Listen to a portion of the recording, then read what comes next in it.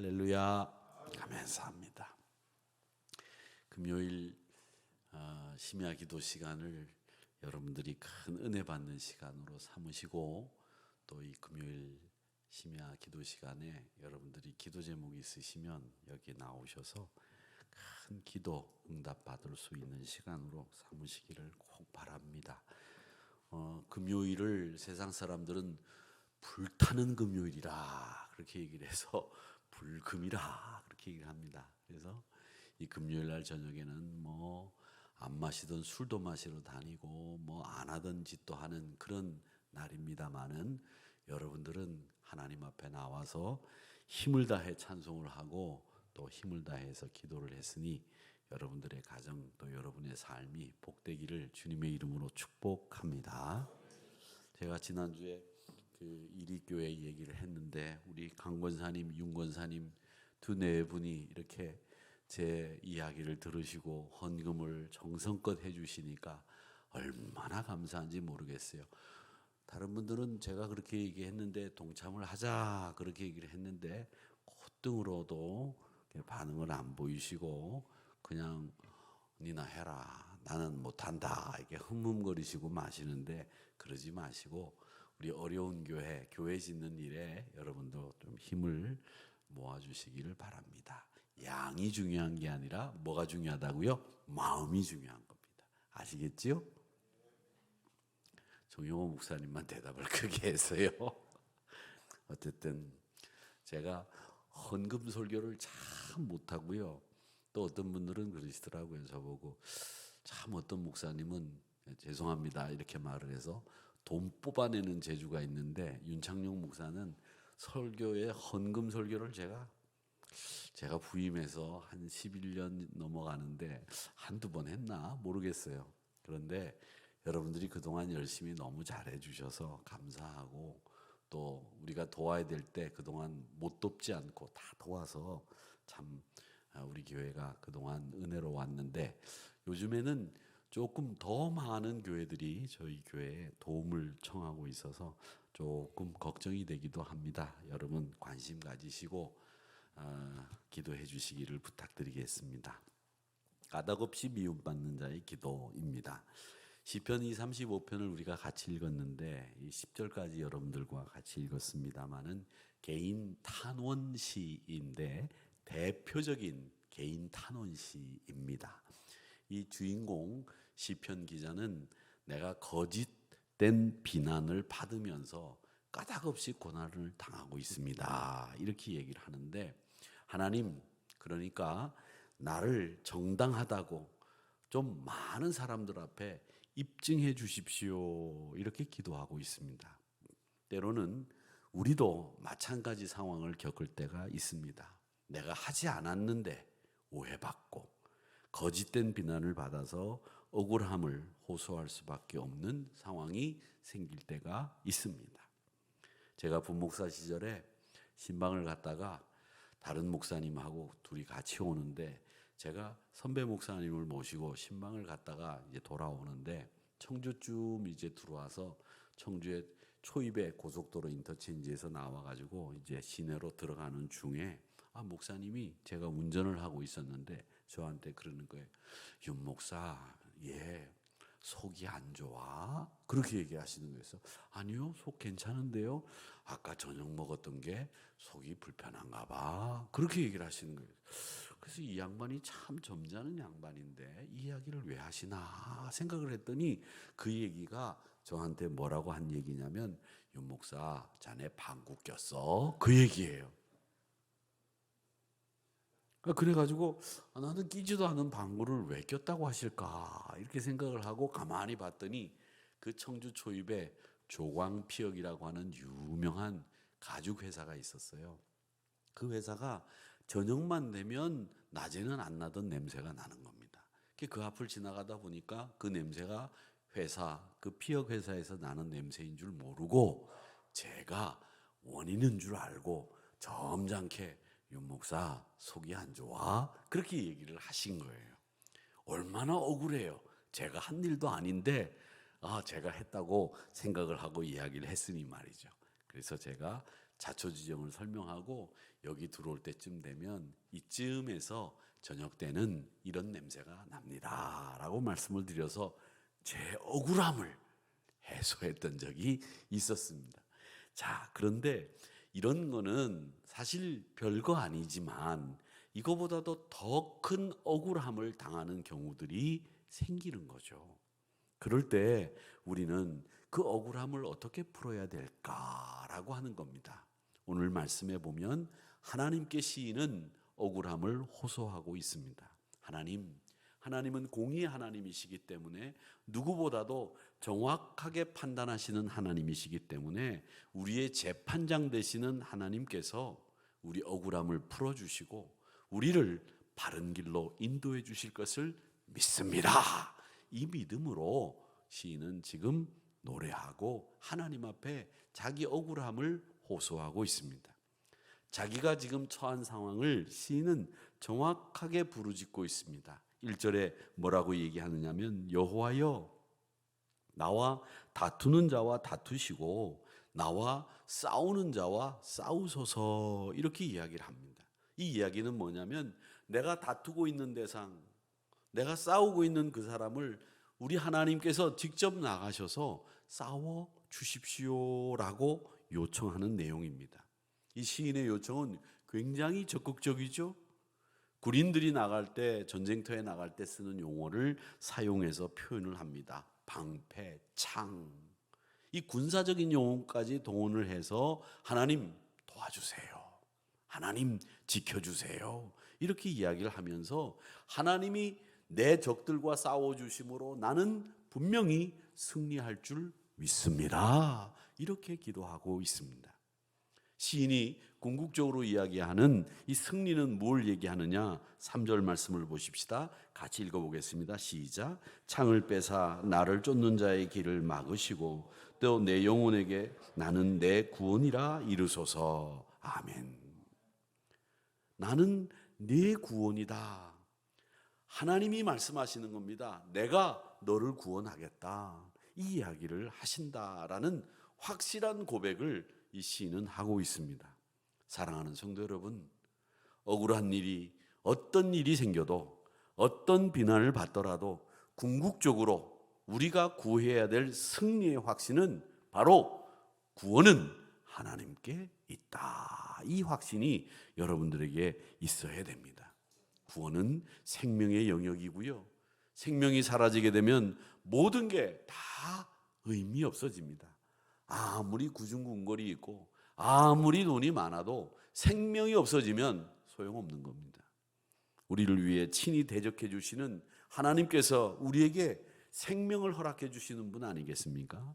우리의 생명을 주관해 주시는 분은 하나님 한 분밖에 없습니다. 따라서 우리 입술에는 하나님 우리를 구원해 주셨습니다. 이 확신의 고백이 늘 우리의 입술에 담겨 있어야 될 줄로 믿습니다. 사랑하는 성도 여러분, 하나님께서는 이미 여러분을 구원해 주셨고 이미 우리의 방패가 되어 주셨고 이미 우리를 위해서 적들과 싸울 수 있는 창이 되어 주셔서 우리의 상황과 우리의 환경을 뛰어넘어 우리를 승리로 이끌어 주신다고 하는 이 말씀을 꼭 기억하시기를 주님의 이름으로 축복합니다. 자, 그 다음엔 오늘 4절과 8절 말씀에서 시인은 원수들을 멸해달라고 아주 노골적으로 얘기를 합니다. 자, 4절을 읽어보겠습니다. 시작. 내 생명을 찾는 자들이 부끄러워 수치를 당하게 하시며 나를 상해하려 하는 자들이 물러가 낭패를 당하게 하소서. 이 말씀은요, 신명기 19장 21절에 보면 동해 복수법이라고 하는 것이 있습니다. 동해, 똑같이 해를 입힌다라는 말이죠. 하무라비 법전에 보면 눈에는 눈, 이에는 이라고 하는 아주 유명한 하무라비 법전 정신이 있습니다. 그건 뭐냐면 동해, 같은 상해를 입힌다. 그래서 복수한다라는 말로 동해 복수법입니다. 그러니까 내가 한 대 맞으면 억울하잖아요.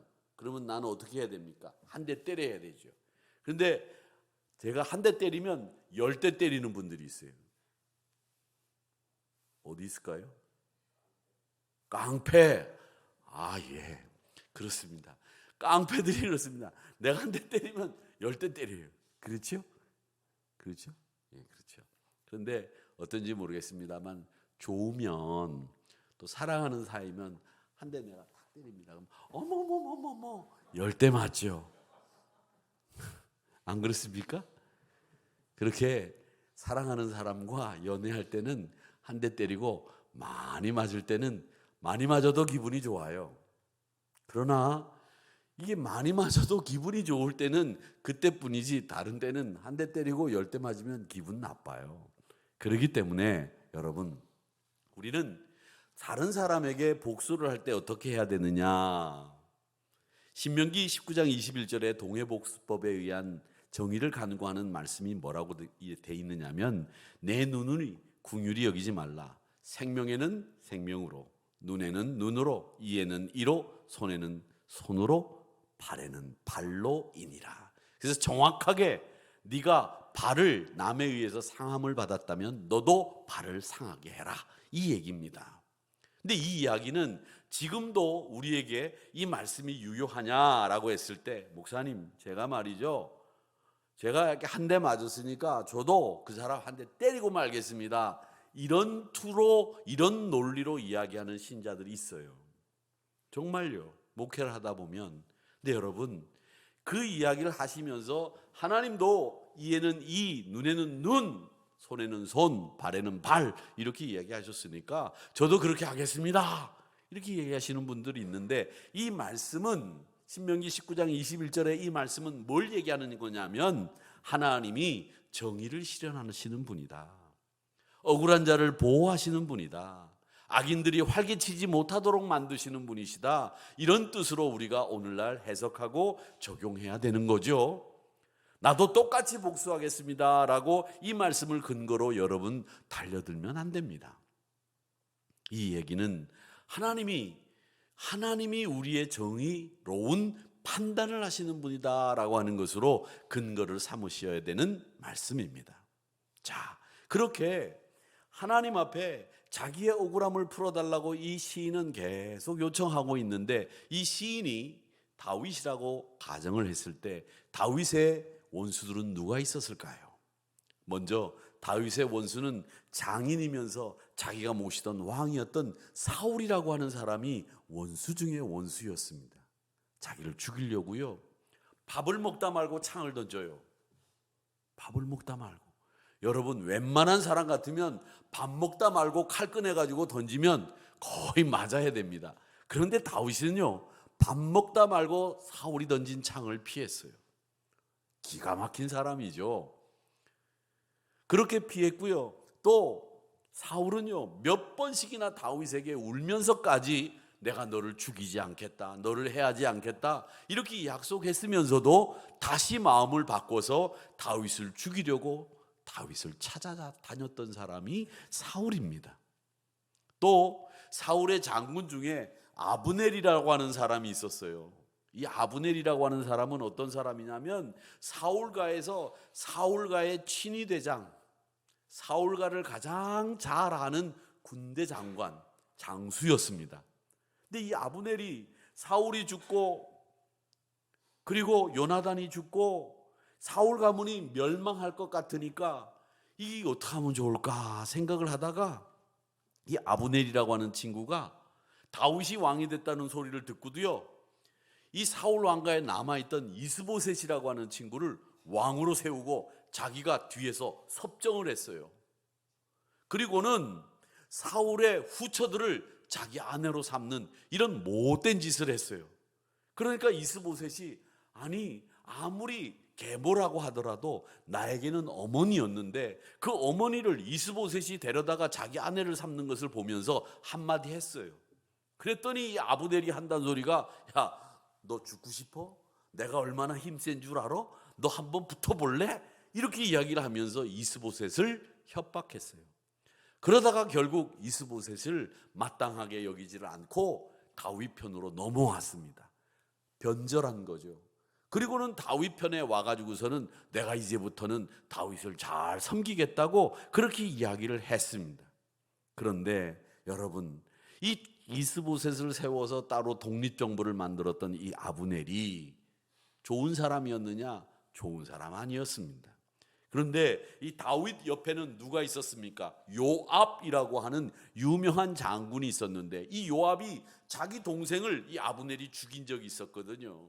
그러니까 그걸 요압이 쫙 요러고 있다가 2인자였던 요압이, 다윗 밑에 2인자였던 요압이 이 아브넬이 와서 자기가 2인자가 되려고 하니까 자기 동생을 죽인 경력도 있고 그런 것을 보복해야 되겠다는 마음도 있었으니까 이 아브넬을 요압이 처단해버리고 죽여버리고 만다는 이야기가 사무엘하에 나오는 이야기입니다. 이 아브넬이 바로 다윗에게 있어서는 원수 같은 사람, 또 다윗에게 성경에 보면 원수 같았던 사람이 또 있습니다. 누구냐? 아들 압살롬이 반란을 일으켰잖아요. 아들이 아버지를 죽이겠다고 칼을 뽑았어요. 얼마나 한심한 상황입니까? 아버지 입장에서 에이, 내가 아들 손에 죽고 말자, 저는 이런 마음이 들었을 것 같아요. 그런데 신하들이 아들이 아버지를 죽이겠다고 칼을 뽑았는데 다윗 입장에서는 도망가고 싶었겠습니까? 아들이 나를 죽이겠다고 달려드는데 수치심에 정말 몸을 떨면서 그 자리에서 아들 손에 죽더라도 내가 도망가고 피난 가지 않겠다, 이렇게 마음을 먹었는데 신하들이 도망을 가자고 합니다. 그래서 신하들과 함께 비를 맞으면서 다윗성을 떠나가지고 도망을 가는 거예요. 비옷도 못 입고 왕이 신하들 몇을 데리고 다윗성을 나와가지고 도망을 가는데 저쯤 가니까 시므이라고 하는 친구가 다윗을 가지고 욕을 하는 겁니다. 야, 피 흘린 자여, 비루한 자여, 나가라, 나가 대져라, 나가 대져라, 이런 식의 얘기죠. 우리말로 하면 시므이가 다윗을 향해서, 왕을 향해서 그렇게 이야기하는 거예요. 그러니까 여러분, 왕이라고 왕이여 만세수 하옵소서, 왕이여 만세수 하옵소서, 이런 얘기만 듣는 게 아니었다고요. 옛날도 왕도 나가 죽어라이, 이런 소리를 들은 거예요. 그러니까 여러분, 어떤 소리를 듣더라도 너무 노여하지 마세요. 왕도 그런 소리 들었는데 뭐 내가 그런 소리 듣는 거야, 뭐 어때? 이렇게 편하게 마음 잡수세요. 아셨죠? 그런 얘기 듣지 마셔야 되는데 별일 다 있잖아요. 얼마나 많습니까? 제가 오늘 이렇게 서초동 법원 앞으로 오다 보니까 정치인 이름을 써놓고 그놈은 잡놈이다, 이렇게 써놨어요. 아니 참, 그걸 보는 본인은 되게 기분 나쁠 것 같아. 내가 아무리 나빠도. 그리고 또 어떤 사람은, 왜 요즘 많이 얘기되는 사람 있죠? 이뭐 하는 사람, 또 한뭐 이런 사람들, 이 극단적으로 양편에서 미워하는 사람들이잖아요. 그리고 또 그러니까 그 밑에 또 가보니까 한뭐 장관은 말이지 뭐야 또 이렇게 써놨어요. 그 사람은 지금 무슨 장관이니까 다니면서 나올 때마다 자기 이름 써져 있는 프래카드를 볼 때 얼마나 기분 나쁘겠어요. 참 나쁠 거예요. 그런데도 견디면서 사는 거 보면 여러분, 아무것도 아니에요. 그런 일들이 정말 많다는 거죠. 그런데 이 다윗을 저주하던 시므이 나중에 어떻게 됩니까? 솔로몬, 나중에 다윗의 아들 솔로몬에 의해서 죽임을 당하고 맙니다. 그러니까 하나님이 그렇게 까닭없이 사람을 저주하고 사람을 비난하던 사람을 내버려 두지 않는다는 거죠. 그러니까 제가 여러분들에게 늘 말씀드리는 것 중에 하나는, 사람을 저주하거나 사람을 욕하거나 이런 일보다도 사람을 세우고 사람을 칭찬하고 사람을 격려하고 이런 일을 하는 것이 여러분들에게는 훨씬 더 복된 일이라고 하는 거, 그리고 그런 말은 부메랑이 돼서 돌아온다고 하는 거 잊지 마시기를 바랍니다. 얼마나 좋은지 몰라요. 제가 오늘 미래희망재단이라고 하는 이영훈 목사님이 이사장으로 있는 그 희망재단 출범식에 다녀왔어요. 쭉 가니까 뭐 김항식 총리도 와 있고 뭐 이영훈 목사님도 와 있고 국회의원도 여러 와 있고 말이지, 많더라고요. 근데 제 옆에 어떤 잘생긴 남자분이 탁 앉아요. 탁 인사하면서 목사님이십니까? 네, 하늘교회 윤창용 목사입니다. 저도 윤씨입니다. 윤태종 아나운서입니다. 그러면서 MBC 아나운서입니다.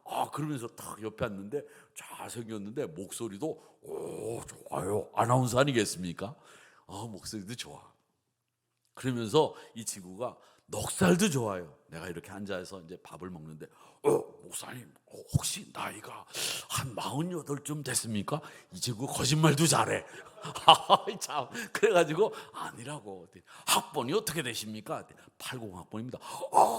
그렇습니까? 또 오바도 잘해. 그러더니 저보고 뭐라 하냐면, 저는 86학번입니다. 아, 그래요? 제가 80학번입니다. 저보다 6살 어린 거예요. 그런데 제가 보기에도 저보다 한 12살은 어려 보여요. 젊더라고요. 그런데 저보고 48이 아니냐고 그렇게 얘기를 하면서 제 기분을 한껏 들뜨게 했어요. 그러더니 명함을 주더니, 목사님 꼭 연락 주십시오. 제가 꼭 연락을 해야 될 사람이 한 사람 생긴 겁니다.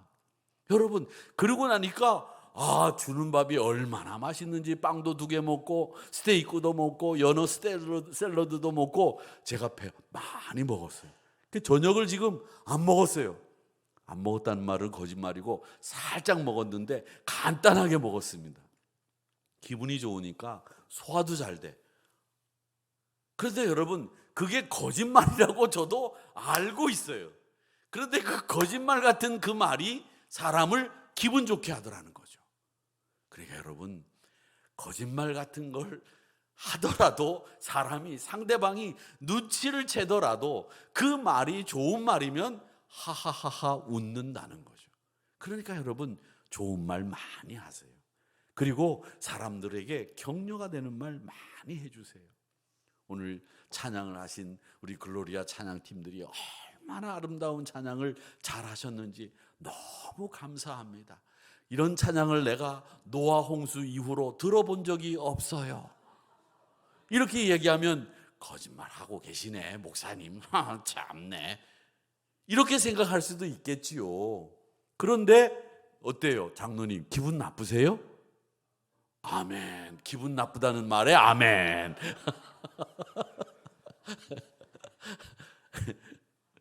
여러분, 얼마나 기분 좋습니까? 이렇게 기분 좋게 금요일 심야기도 시간을 보내는 거 얼마나 행복해요.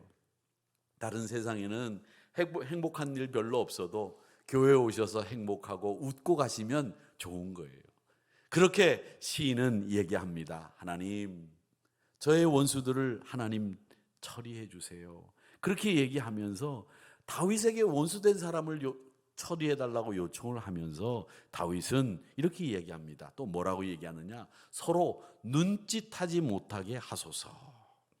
여러분, 악인들의 눈짓을 하지 못하도록, 이 말은 무슨 말이냐면 술수나 또 음모를 꾸미거나 또 사람들을 뒤에서 해하려고 하는 작전을 짜는, 계략을 짜는 짓을 하지 못하도록 막아달라고 하는 요청입니다. 하나님의 정의가 실현되기 위해서는 시인은 하나님의 천사를 찾고 있습니다. 하나님의 천사가 악인들을 몰아내주고 여호와의 천사가 그들을 뒤쫓아 가게, 그리고 또 물러갈 수 있도록 해달라는 이야기를 하고 있습니다.